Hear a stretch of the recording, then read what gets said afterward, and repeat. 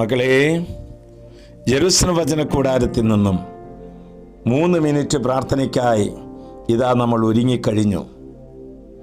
മാതാവിൻ്റെ ജനന തിരുനാളിനോട് അനുബന്ധിച്ച് ഒരു ആത്മവിശുദ്ധീകരണത്തിൻ്റെ 3-ാം ദിനത്തിലേക്ക് പ്രവേശിച്ചിരിക്കുകയാണ്.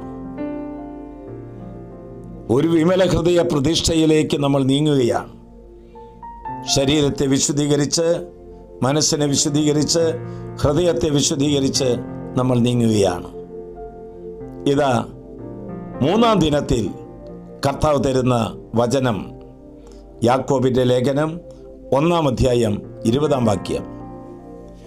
മനുഷ്യൻ്റെ കോപം ദൈവനീതിയുടെ പ്രവർത്തനത്തിന് പ്രേരണ നൽകുന്നില്ല. 3-ാം ദിനത്തിൽ മാതാവ് തിരസ്കരിച്ച 3-ാമത്തെ മേഖലയാണ് കോപം.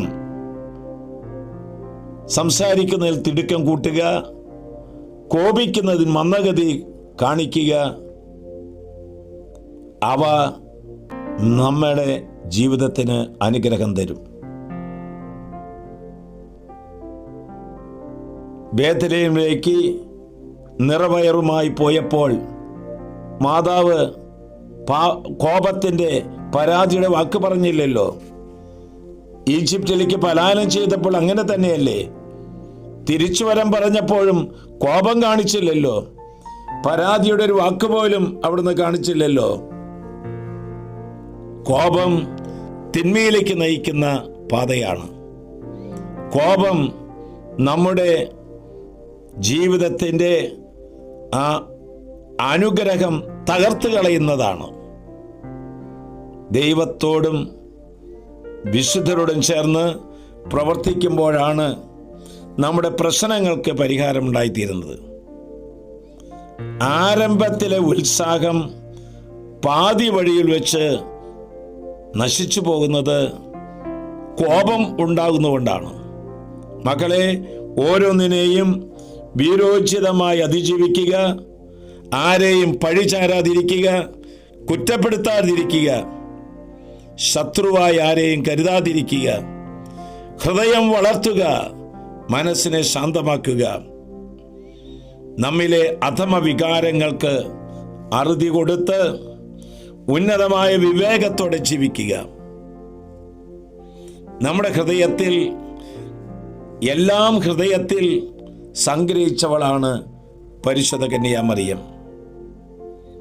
നമ്മുടെ ജീവിതത്തിൻ്റെ വഴികളിൽ ഒരു വിശുദ്ധീകരണത്തിൻ്റെ മാതൃകയിൽ മുന്നോട്ട് നീങ്ങുമ്പോൾ കോപവും അത് സംജാതമാകുന്ന അവസ്ഥകളും നമ്മുടെ ഹൃദയത്തിന് എടുത്തു മാറ്റുവാൻ മാതാവിൻ്റെ സഹായം തേടാം. ആശ്വാസപ്രദമായ രാത്രി, പ്രതീക്ഷാ നിർഭരമായ പ്രഭാതം, സൽപ്രവർത്തികൾ നിറഞ്ഞ ദിവസം നൽകി അവിടുന്ന് നമ്മെ എല്ലാവരെയും അനുഗ്രഹിക്കട്ടെ. ഓരോ ദിവസത്തെയും ഈ വിശുദ്ധീകരണ വചന ധ്യാനം നിങ്ങളാൽ കഴിയുന്ന എത്ര പേർക്ക് ഷെയർ ചെയ്യാൻ സാധിക്കുമോ ഷെയർ ചെയ്യുന്നത് മാതാവിന് ഏറെ ഇമ്പകരമാണ്. ഇതാ കർത്താവ് കരുനീട്ടി അനുഗ്രഹിക്കുന്നു. നമ്മുടെ കർത്താവ് ഈശോമിശിഹായുടെ കൃപയും പിതാവായ ദൈവത്തിൻ്റെ സ്നേഹവും പരിശുദ്ധാത്മാവിന്റെ സഹവാസവും പരിമളവും നാം എല്ലാവരോടും നമ്മുടെ കൂട്ടായ്മയോടും കൂടി ഉണ്ടായിരിക്കട്ടെ, ഇപ്പോഴും എപ്പോഴും എന്നേക്കും.